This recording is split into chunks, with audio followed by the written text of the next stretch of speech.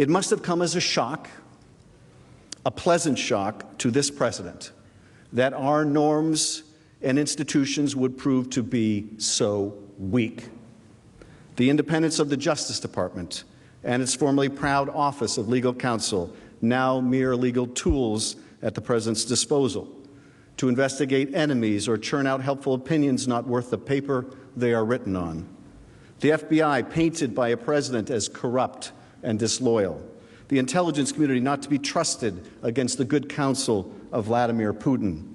The press portrayed as enemies of the people. The daily attacks on the guardrails of our democracy, so relentlessly assailed, have made us numb and blind to the consequences.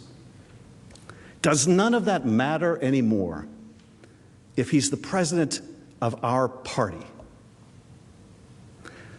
I hope and pray that we never have a president like Donald Trump in the Democratic Party, one that would betray the national interests and the country's security to help with his reelection. And I would hope to God that if we did, we would impeach him, and Democrats would lead the way. But I suppose you never know just how difficult that is until you are confronted with it. But you, my friends, are confronted with it. You are confronted with that difficulty now, and you must not shrink from it. History will not be kind to Donald Trump. I think we all know that. Not because it will be written by never-Trumpers, but because whenever we have departed from the values of our nation, we have come to regret it, and that regret is written all over the pages of our history. If you find that the House has proved its case and still vote to acquit, your name will be tied to his with a cord of steel and for all of history. But if you find the courage to stand up to him, to speak the awful truth to his rank falsehood, your place will be among the Davids who took on Goliath. If only you will say enough. Every single vote, even a single vote by a single member, can change the course of history.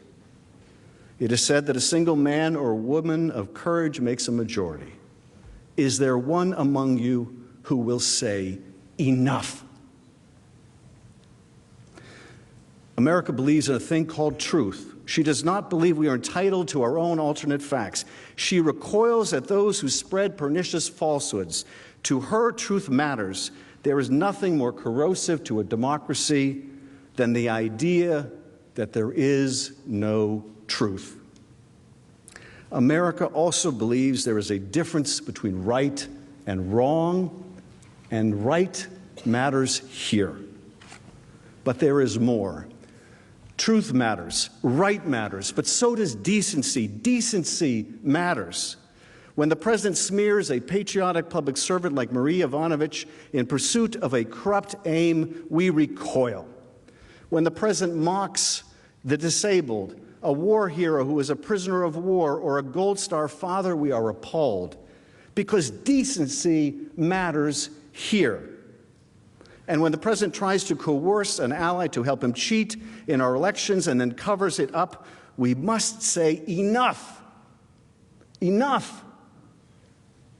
He has betrayed our national security, and he will do so again. He has compromised our elections, and he will do so again. You will not change him. You cannot constrain him. He is who he is. Truth matters little to him. What's right matters even less, and decency matters not at all. I do not ask you to convict him because truth or right or decency matters nothing to him, but because we have proven our case and it matters to you. Truth matters to you. Right matters to you. You are decent. He is not who you are.